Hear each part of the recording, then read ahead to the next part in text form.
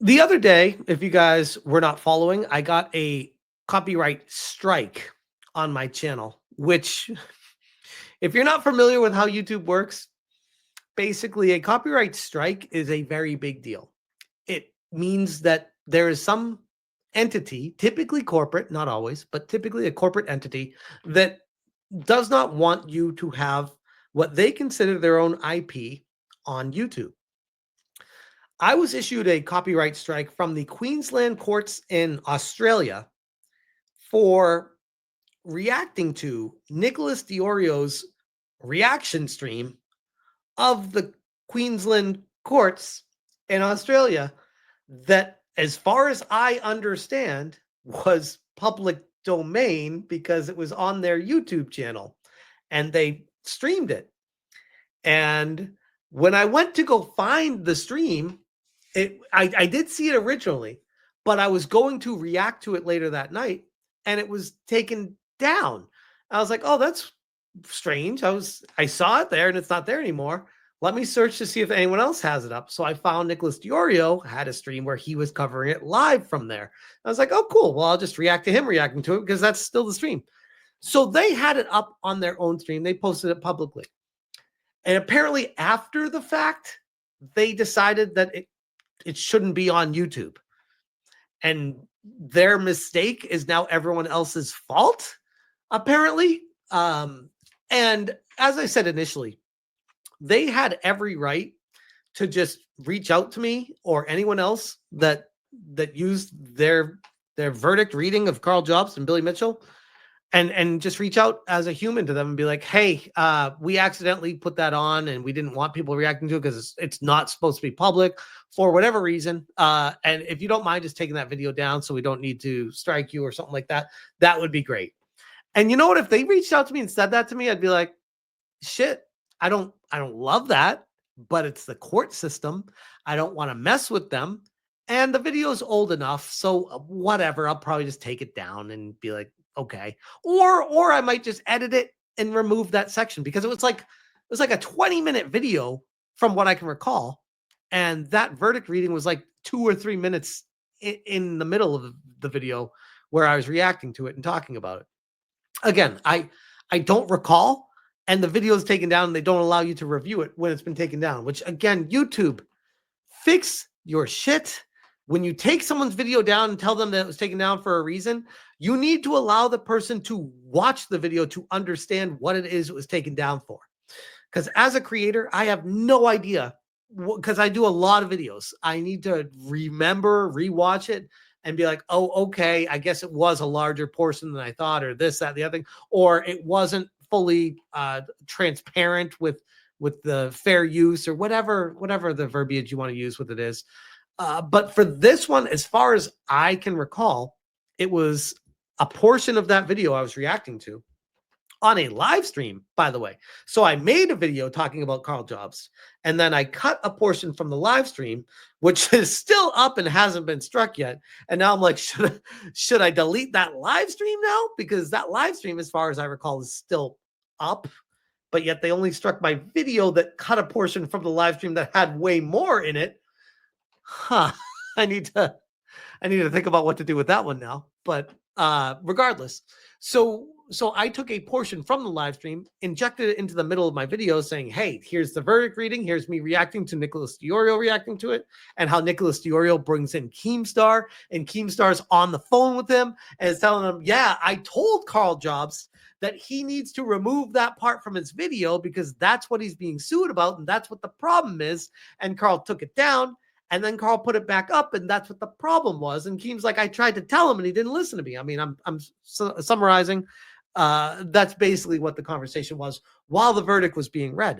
And I feel like that was like really important context to what was happening.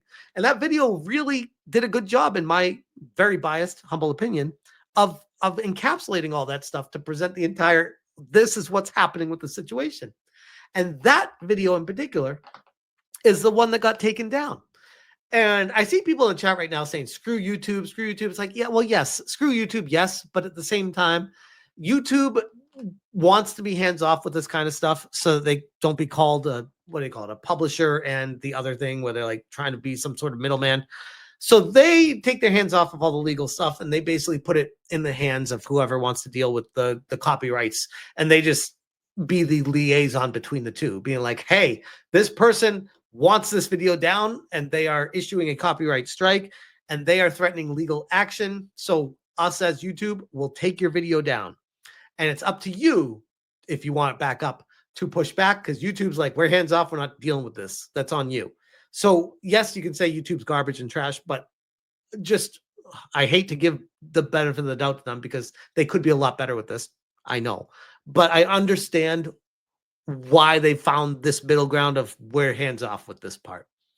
So what they do is they say, hey, you've received a copyright strike and this has been taken down. Your options are, one, you can just deal with it and wait 90 days, or two, you can reach out to the claimant and here's their email. If you want to send them a message and say, hey, maybe there's a misunderstanding here. Could you please let me know why you took this down, or could we please put it back up and I'll cut that part, or whatever it is. Just try to establish some sort of communication with them, which is where I started with this yesterday. And I already made a video talking about that, basically going over the whole message I sent them and why I feel like this was done incorrectly and they shouldn't be falsely copyright striking my channel. And I know that they are a court system, which is what's really ironic in all of this. But this was the message that I sent to them specifically. I said, hello, my YouTube video is incorrectly removed due to a copyright claim. Content in question includes publicly available court footage and added commentary. Criticism, reactions would fall into fair use, defined in the U.S. copyright law, Title 17, Section 107, which, by the way, fun fact, from what I understand, if you are a different country or in a different country and issuing a copyright claim, you are required to go to that country and go under the laws of that country. You can't say what you did falls under the laws of our country. It's like, no, that's not how it works. That's the established just understanding of how this all works. So I reference US copyright law, and the Australian courts are trying to say that their copyright law supersedes it or whatever, which even if they tried to say that, there's still copyright law in Australia, from what I saw, that includes fair use verbiage as well, that people have said is very similar to the US. So I don't know what they're trying to fall back on with it, but this, you can read the whole thing if you want here, is what I initially sent them. And then I was hoping to receive a response from them. I said, if it's not retracted in the next 24 hours, I plan on submitting a legal counter notification. I actually gave them like 36 hours. Still have not received an email response. And to be honest, I wasn't necessarily expecting one because this is the court system and we all know how slow courts operate. And they probably get a lot of emails every day and they probably don't address them immediately. So my email went unanswered and I gave them the entire day yesterday on my 14-year wedding anniversary to not deal with this. And I came back this morning. I was like, okay, still nothing. I'm going to now move forward to step 3, which is the submit a counter notification, which starts a legal process proceeding against the claimant. And that is this one here. I said, Queensland courts have not responded to my request for video reinstatement, so I've gone ahead and officially filed a counter notification via YouTube, beginning the legal process of reinstating my video and having the copyright strike on my channel removed. We'll keep you updated on the status. Now, one thing, even if they want to fall back on, oh, it is not fair use and here's this, that, the other thing, they didn't claim a time period. They claimed the entire video. And the entire video was not the judge reading something with no one talking, which is what they're claiming it was. And that in itself, I don't know the legalities, but I would imagine is illegal because that is a false claim. You can't just false copyright strike people. And it's ironic coming from a court system of all places to be doing something so absurd. It's like someone very clueless that was just like, I have no idea what I'm doing here. I uploaded the video and now we're going to take down every instance of anyone having this video on the entire YouTube platform, because Google allows the video uploader to claim, and it has a system that can review everything. And if there's any content found that replicates the content that you are saying is your copyright, they can pull it and send it to you and say, here, like as a creator, I have a whole list of stuff that comes to me when people react to my videos and stuff. There's a whole section I can go to that allows me to try to claim them talking about it.